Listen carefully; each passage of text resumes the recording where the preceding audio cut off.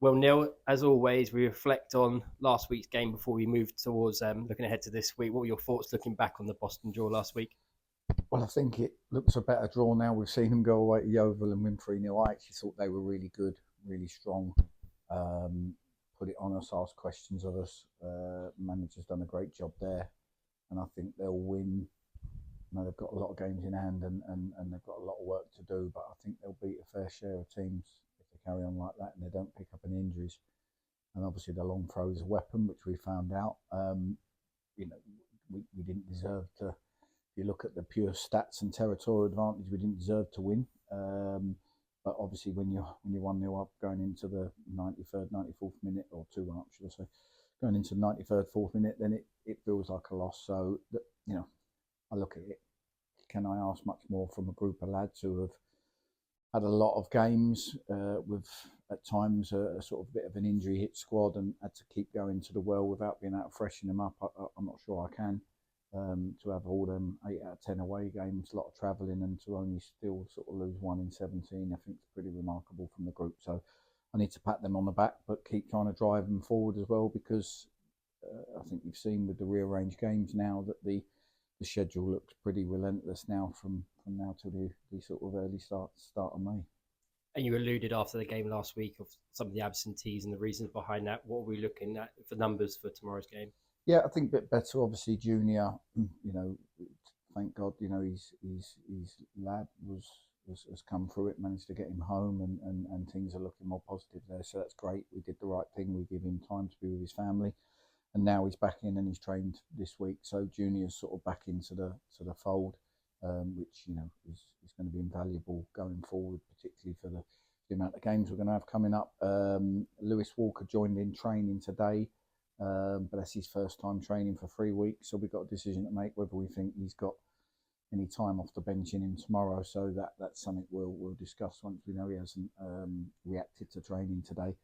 Other than that, it's sort of much more of the same. And of course, Barnet are flying at the top of the league at the moment, so it's going to be a tough test. Can you give us and how we're trying to combat the obviously 12 games, I believe it is unbeaten. What can we expect going into tomorrow? Yeah, I mean, it's not just the games unbeaten with them. I think they've won 11, drawn 1.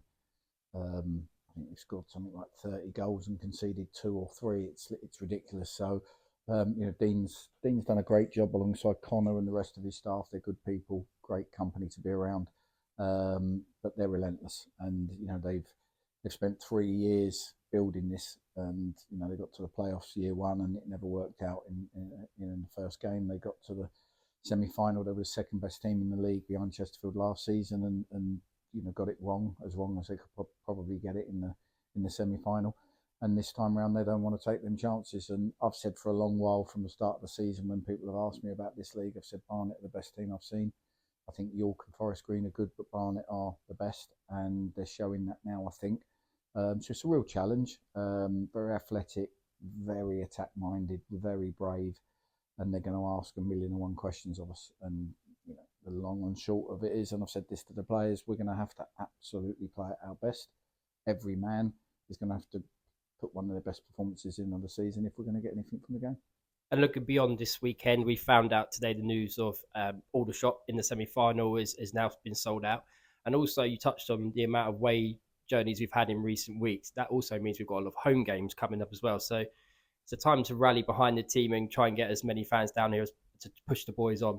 Yeah, we know we still need however many points. It's, it might be 9, it might be 10, 11, 12. We know we've still got to keep driving, but I've said all the way along, I'm sure there's a blip round the corner somewhere. There always is in football. The fact that we've been as consistent as we am, all right, we know we've drawn too many games, we know that, but it's not been for the lack of effort or the lack of desire. So, if we can keep, as I call it, knocking our pipe out for the rest of the season, and everybody putting their foot to the floor and going as hard as they can, I think the fans will appreciate that. I think we give a glimmer of hope with the possible Wembley trip. And there's 2 things to really help push the lads through. One is a semi-final, try and get us to Wembley, and the second is, can you get us over the line, past the 50-point mark, and into a safety zone where we can take a deep breath and look at how we can improve next season. Brilliant. Thank you, Neil. We'll see you tomorrow. Cheers.